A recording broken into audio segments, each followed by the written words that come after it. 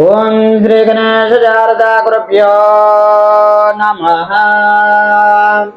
हर ओम। जय श्री महाकाल सरकार। आपण आजच्या सत्रामध्ये शिवपंचाक्षरी स्तोत्र, पंचब्रह्म मंत्र हा 2 मंत्राचं पठण शिकणार आहोत। सर्वांनी जास्तीत जास्त संख्येमध्ये आपल्या वैदिक गुरुकुल पाठशाला ह्या यूट्यूब चॅनलला सबस्क्राईब करा, लाईक करा, शेअर करा। प्रथम आपण पाठाला सुरुवात करूया। ओम श्री गणेश शारदा गुरुभ्यो नमः। हर ओम।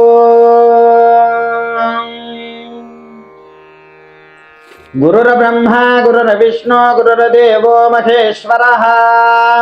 गुरुः साक्षात् परब्रह्मा तस्मै श्री गुरवे नमः। ओम कस्तूरी तिलकाञ्जितेन विलसात् तद्भाजभालास्तरे करपूरत्रवमिश्रचूर्णकपुरा मोधोल्यसत्वेटिका लोलापाङ्गतरङ्गतर्णरतिगुपा सारेर्णदानन्दिने श्रीशैलस्थलवासिनीं भगवते श्रीमातरं भावगे। श्रीमातरं भावगे। अवन्तिकायां विहितावतारम्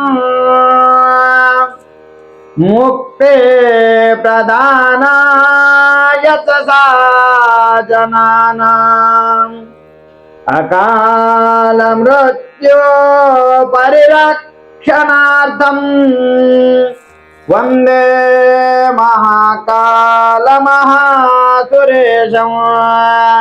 वन्दे महाकाल महासुरेश। महाकालेश्वर भगवान की जय। अतः शिवपंचाक्षरी स्तोत्रम्। ओंकार मंत्र संयुक्तं नित्यं ध्यायन्ति योगिनः कामदं मोक्षदं तस्मै ओंकाराय नमो नमः। नमस्ते देवदेवेश नमस्ते परमेश्वर नमस्ते ऋषभारूढा नकाराय नमो नमः।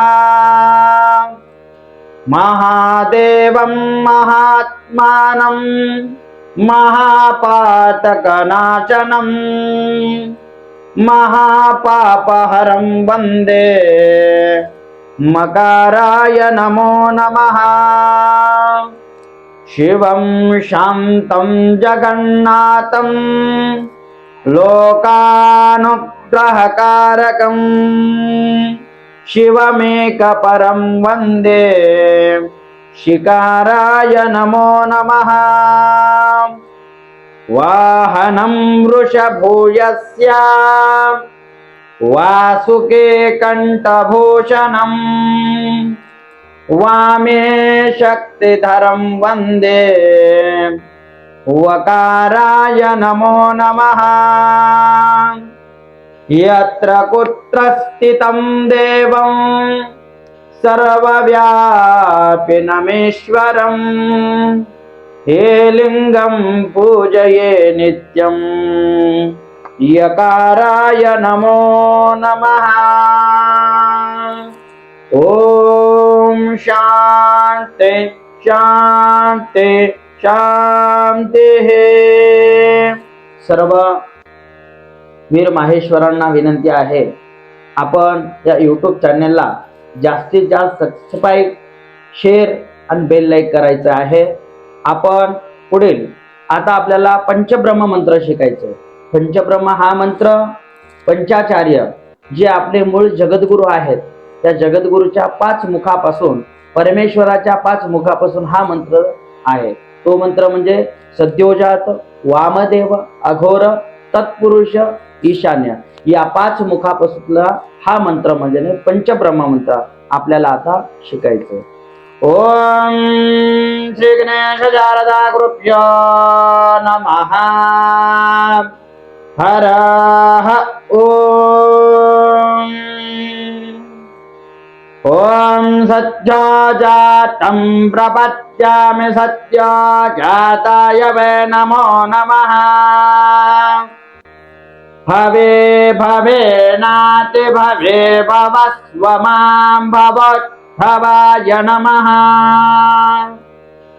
वामदेवाय नमो ज्येष्ठाय नमः. श्रेष्ठाय नमो रुद्राय नमः. कालाय नमः. कलविकरणाय नमो बलविकरणाय नमो बलाय नमो बलप्रमदनाय नमः. सर्वभूतदमनाय नमः. मनोन्मनाय नमः. अघोरेभ्यो तघोरेभ्यो घोरघोरतरेभ्यः सर्वेभ्यः सर्वसर्वेभ्यो नमस्ते अस्तु रुद्ररूपेभ्यः. तत्पुरुषाय विद्महे महादेवाय धीमहि तन्नो रुद्रः प्रचोदयात्. ईशानः सर्वविद्यानाम् ईश्वरः सर्वभूतानां ब्रह्माधिपतिर्ब्रह्मणोऽधिपतिर्ब्रह्मा शिवो मे अस्तु सदा शिवो. ओम शांति शांति शांती. आता आपल्याला पुढच्या पाठामध्ये रुद्राला प्रारंभ करायचा आहे. सप्रेम शिवशरणात. ओम शांती शांती शांती. सर्वांनी शेअर करायचे, लाईक करायचे, यूट्यूब चॅनलला सबस्क्राईब करायचे.